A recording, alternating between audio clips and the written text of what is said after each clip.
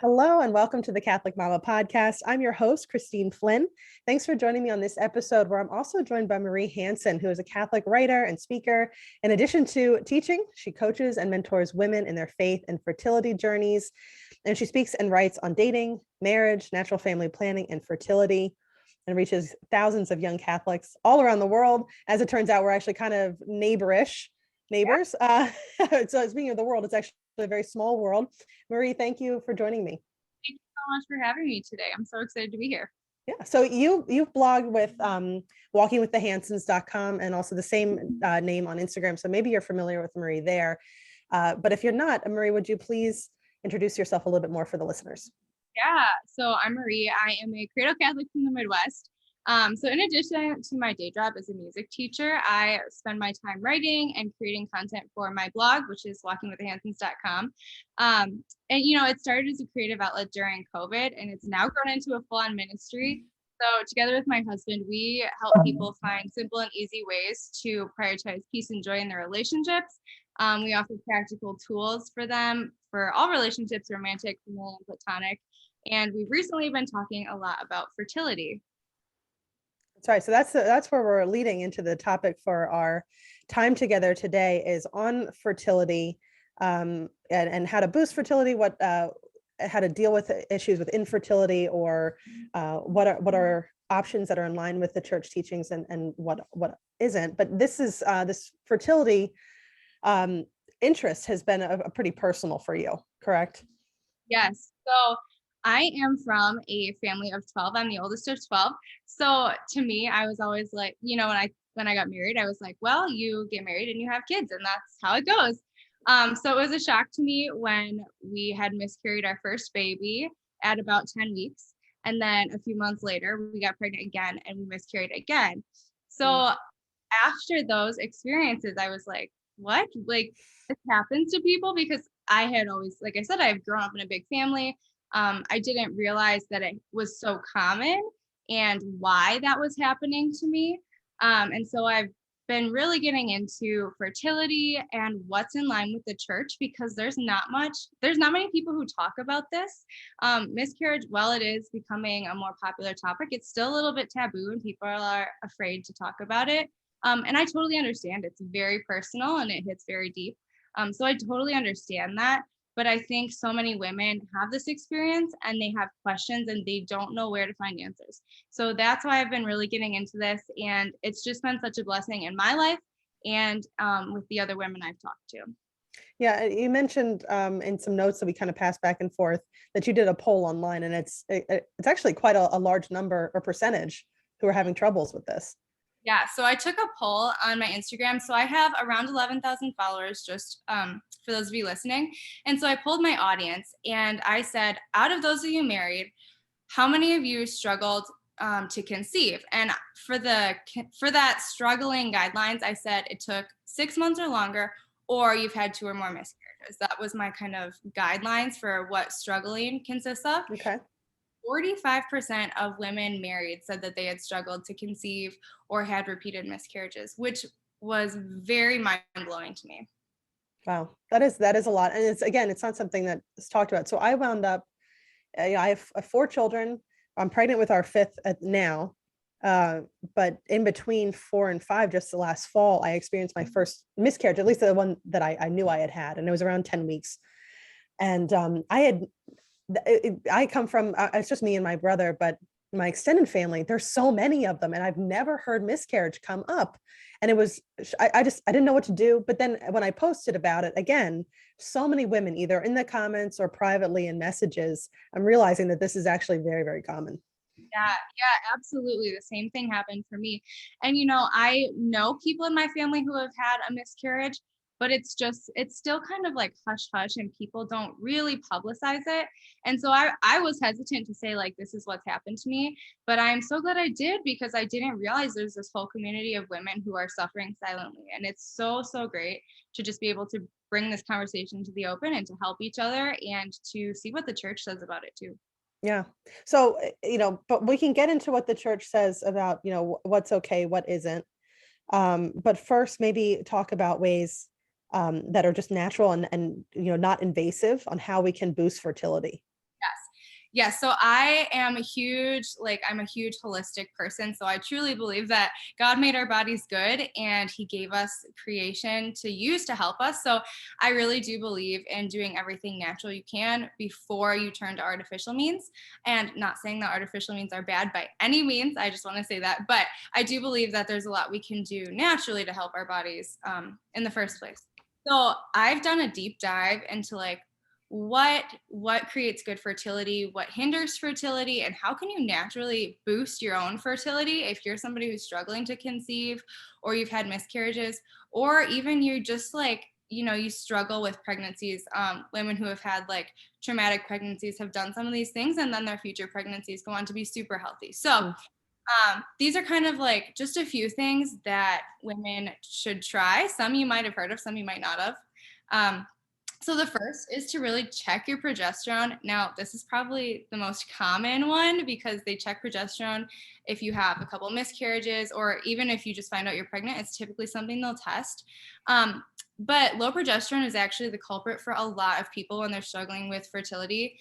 And most people can check it with blood tests, but there are also at-home options to check PDG, which is something in your pee. It's not the hormone of progesterone itself, but it indicates how much progesterone you have. And so this is something I started doing before I go into the doctor and get like expensive medical tests. There are some pretty cheap at-home PDG tests, which are awesome, and they're very accurate. So they can kind of give you a baseline of like, well, do you have low progesterone? And then you could like try to supplement it naturally first, or is your progesterone fine? And that's not something you should really look into. Mm. So that's a big one. Okay. One, and this shocked me when I found this out, was going to the chiropractor. So this sounds crazy. I know some people are like, chiropractors are scams.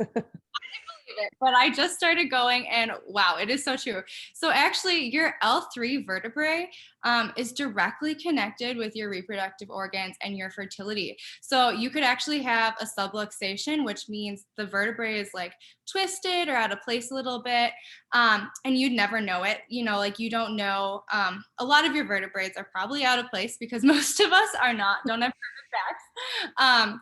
But if this particular one is out of place, your reproductive cycle will be off. So you might have excessive cramping, you could have clotting, you could get cysts. It could be like linked with PCOS, endometriosis, and also fertility and recurrent miscarriages. So if you do go to the chiropractor, I highly recommend going to see a Gonstead chiropractor.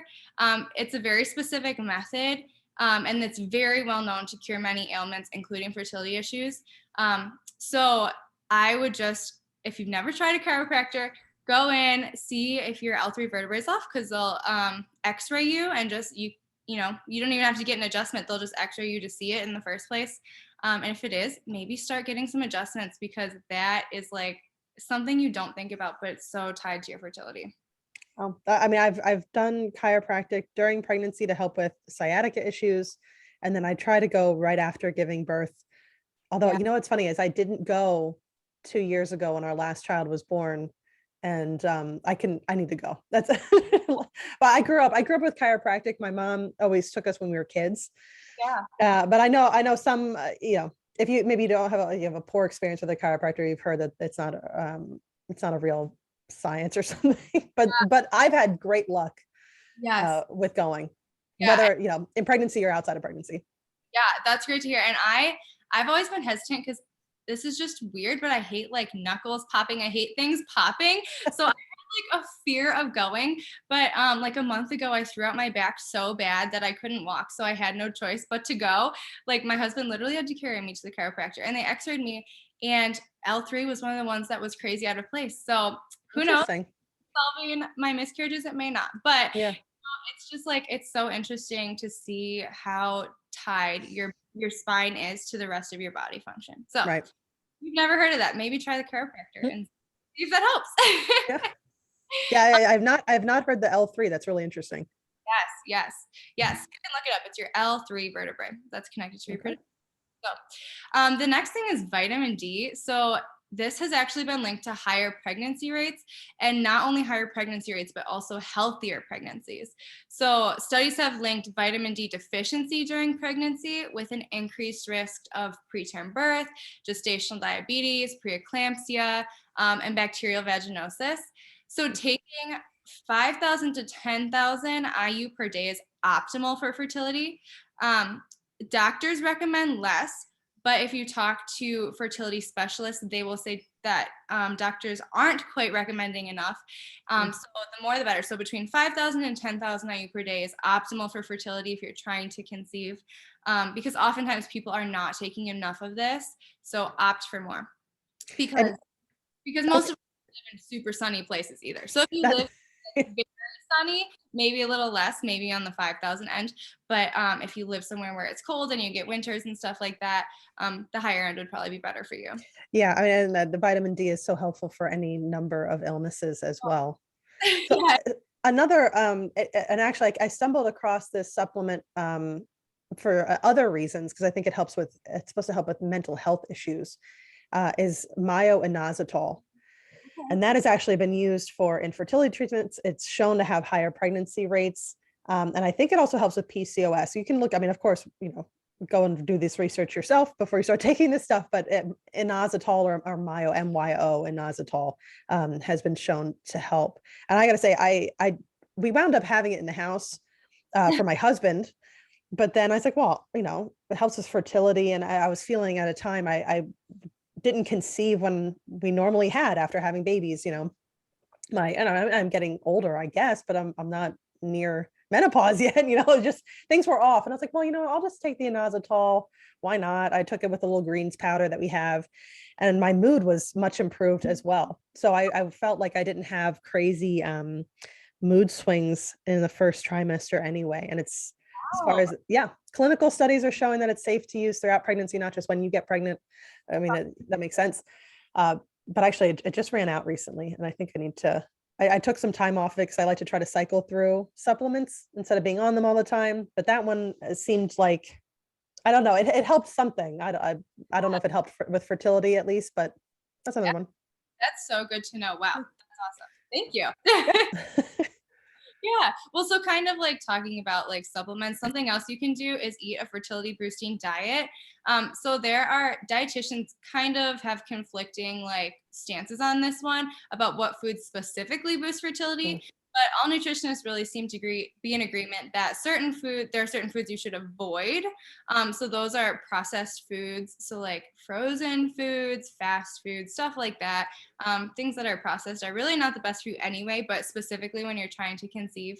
Added sugars, those are things that you can find. They're basically in all processed foods. But so if you can avoid processed foods, you'll probably avoid added sugars. But also look for things like natural flavoring or artificial flavoring. Those are not good for you. And then also refined carbohydrates. So carbs aren't bad in general, but refined carbohydrates, they say, do not really help when it comes to fertility. So, I mean, really what it comes down to is to eat real food that's loaded with lots of vitamins and antioxidants. And I know if you just do a quick Google search, there are several like eating for pregnancy books, eating for fertility books. You'll have to do your own research and kind of figure out what's best for your own body, because they're all slightly different.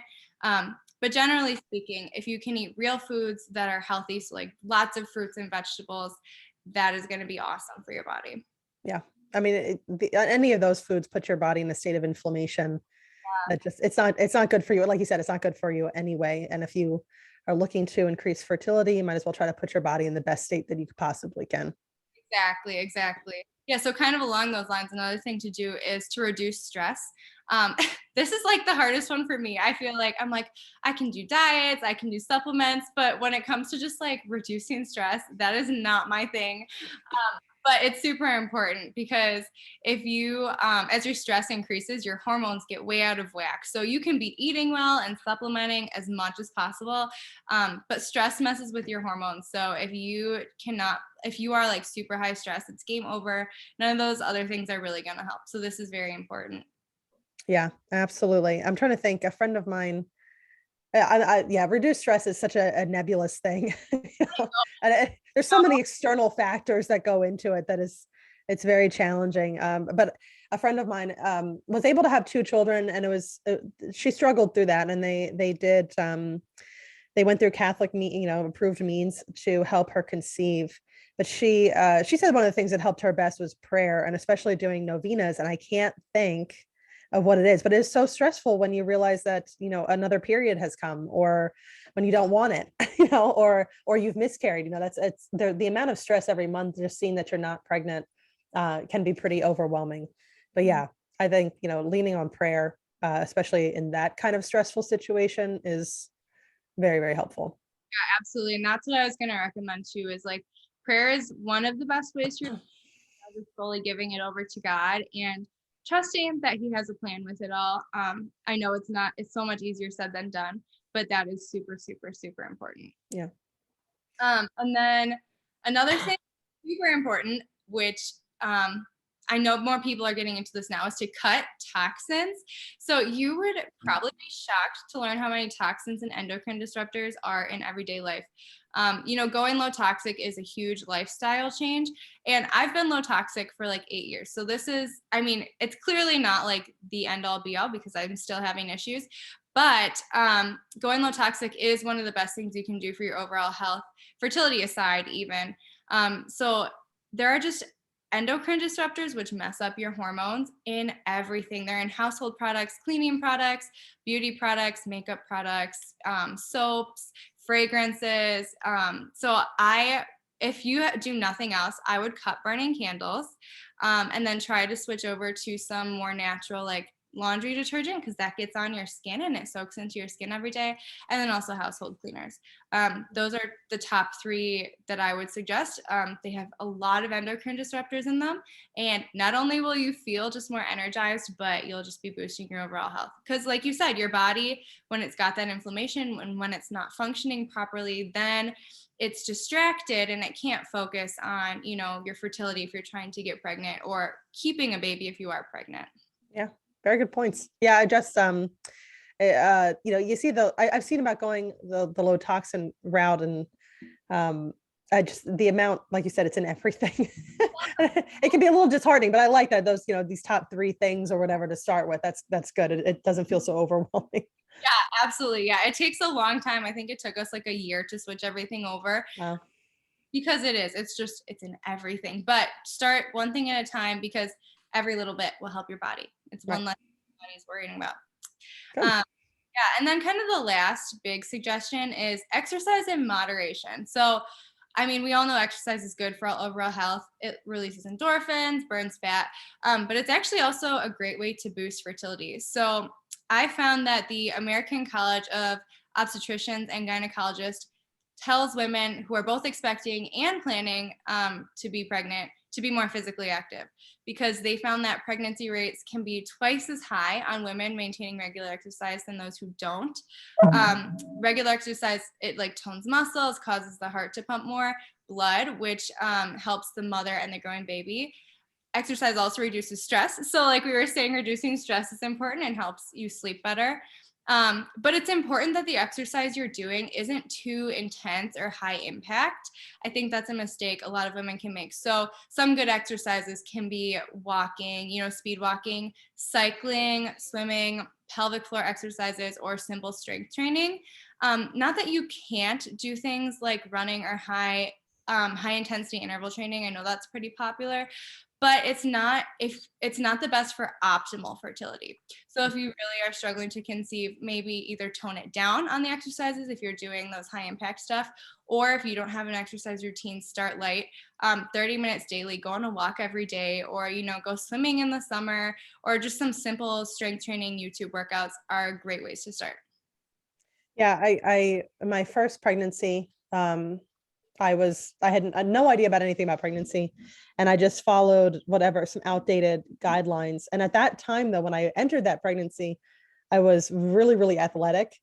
And I remember being miserable because all the things that I love to do suddenly was on the no list. Yeah. So I think, so I like what you said about optimal.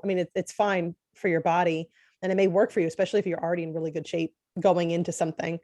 But for somebody who's just starting out, or maybe that's like the super high intensity, like professional athlete type stuff might be best for another time.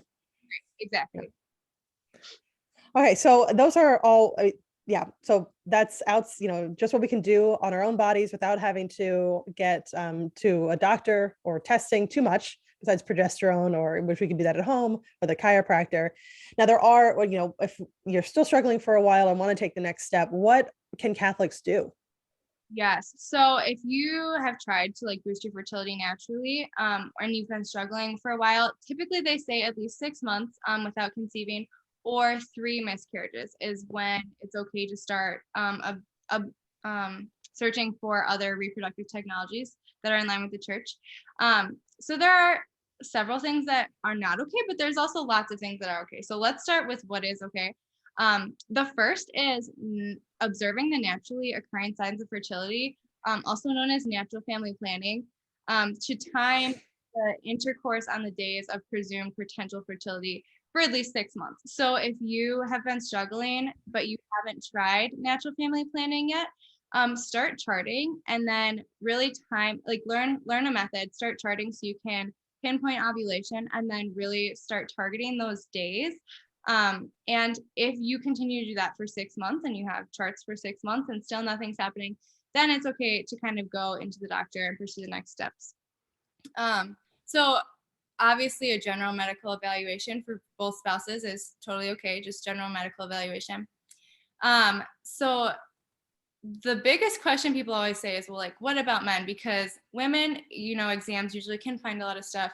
But men, it's like, well, how do you test their fertility? So it's okay. They can do post-sex tests to assess sperm count and viability, but it is taken after normal intercourse. So not the ways that people would normally do it.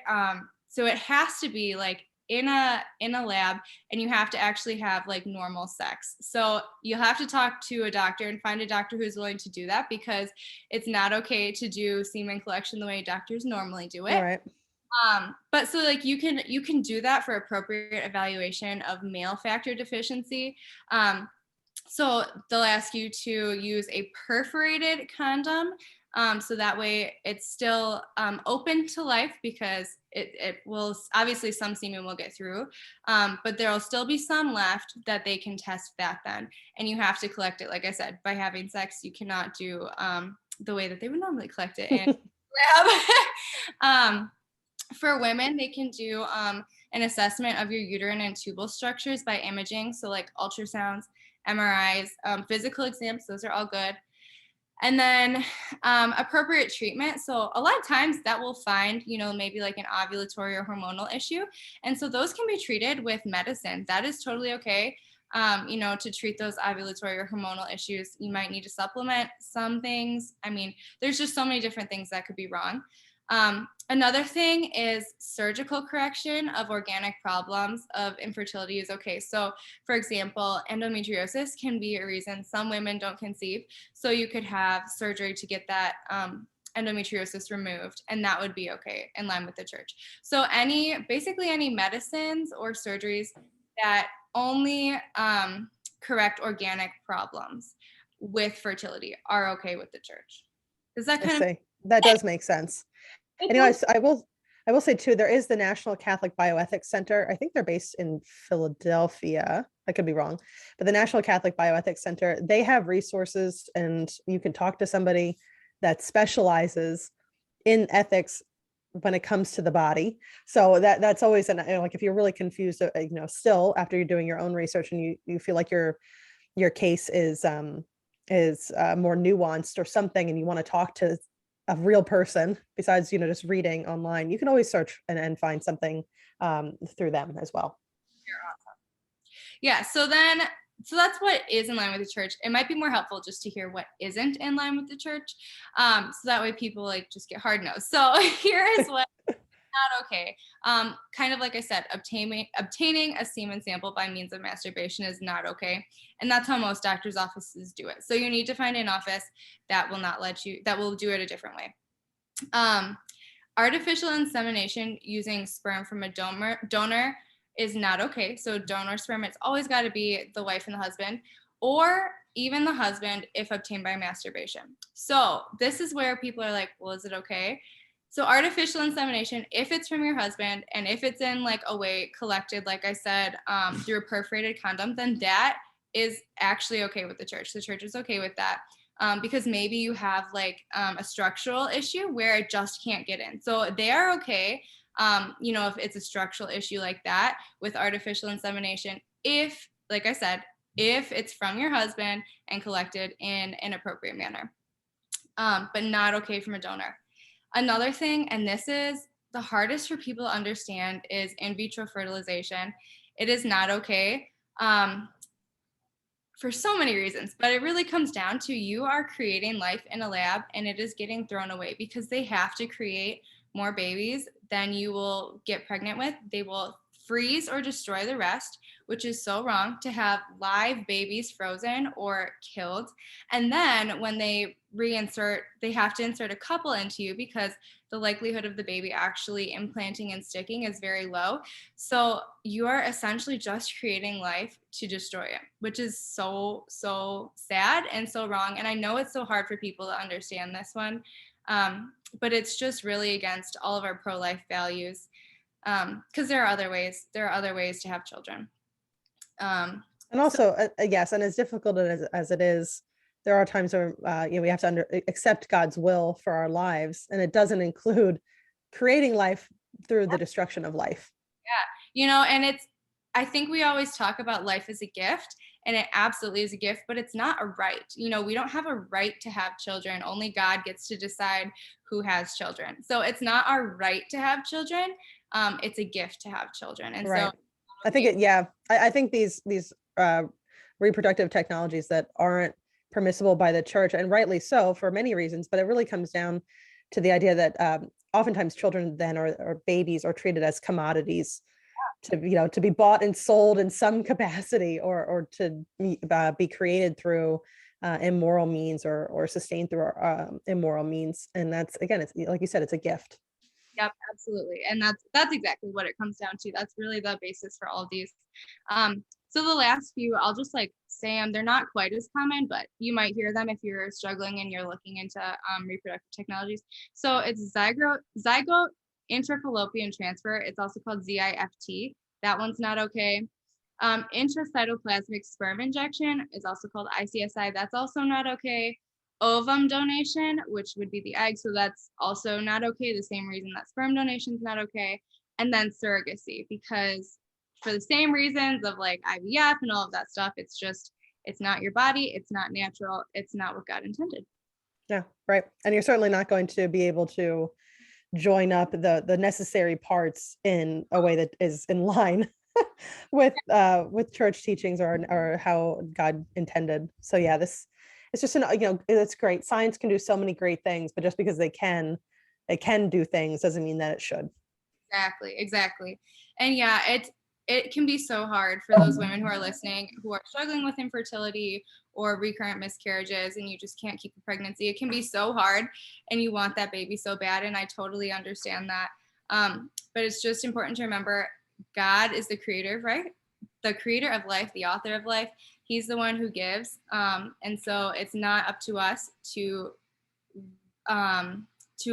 believe that we should always be the ones in charge of our fertility. And it's so hard to hear that. I understand. But children are a gift and they're not a right. And it's important to remember that. Yeah. I don't know if you're familiar with the writer Emily Stimson Chapman, but I always think of her story. I mean, she's got married later in her 30s or early 40s. I wasn't able to have children naturally, but then wound up, after a year, she said that she would bemoan her single life or her inability to have children. And then now she has 3 beautiful children through adoption. So I think about her often, especially when I see women struggling, that, maybe it's not your first choice, but I'm sure she would never change any of that. Now she has 3 children and it's in her 40s, so it's, God works wonders. Clearly, you read the Old Testament or the New Testament, you see very clearly that he works wonders with women who are struggling with fertility. Yes, absolutely. That's just it. This has been a struggle for a long time for women, and there's nothing new under the sun. So it's in the Bible, and God always blesses those women. even if not with children, naturally in other ways. So Yeah. he's working good in your life through your Yeah. struggle. And we have, besides these wonderful stories that we have in the Bible to lift us through these difficult times, we do have I think the very beautiful teachings of the church to help guide us and remind us that emotionally this can be very, very challenging to handle, whether it's, like I said, infertility for, conceiving a first child, or secondary infertility, or miscarriages. But there are really, really good reasons, and it's for our own best interest, and to make sure that we are still in line and preparing ourselves for the beatific vision. So yeah, it's a difficult journey. It is, but God is always doing things for our own good. I always say life makes you bitter or better. And he's giving you these challenges to make you better, because we're all pursuing sainthood. That's what the end goal is. And he wouldn't give you something that you can't handle. And that's for your own good. And I know it can be so hard to understand, like, well, why would it be for my own good that I'm struggling with this cross? And that's not for us to necessarily understand. We just need to learn how to accept it graciously and humbly, and say yes. Take Mary's fiat as our example. Say yes to God's plan for our lives. Yeah, actually, it just reminded me, we were talking about suffering. There's a great book. It was written back in, I think, in the 1930s, but it still reads it's a very pastoral, a short read, but it's from Father Remler, and it's called Why Must I Suffer? And it gives like 11 different reasons as to why humans do suffer. And you might not look at it and never know which is the reason that you're suffering, but it does bring some consolation in these times of where we're trying to accept our suffering. Yeah, that's great to know. That's so Well, great. Marie, thank you so much for all this information. Where can people find you online? Yes, you can find my blog or my writing, Walking with the Hansons. It's HANSONS.com. And I'm also on Instagram at Walking with the Hansons.